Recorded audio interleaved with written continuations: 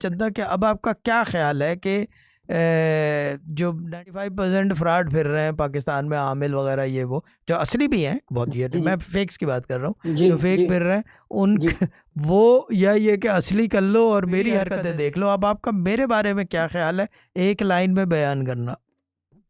हाँ, शाह साहब, आपके बारे में मतलब आप एपिक हैं और आप कमाल हैं, बस मैं यही जानता हूँ। नहीं, मैंने ख्याल पूछा है, वो तो आप तो बगैर अल्फाज की मार मार रहे हो।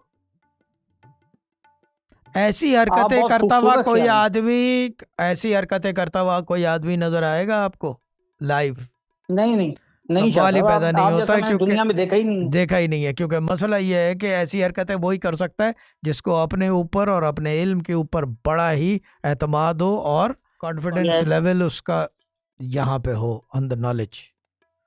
यस, बेशक ये शाह चीज़ है साहब। कि वो basically is proving a point कि वो कुछ हो ना हो, कुछ भी कर सकता है, अनप्रिडिक्टेबल है। Yes. Yes, he is unpredictable, ये आदमी कुछ भी कर सकता है, ये चीज़ है।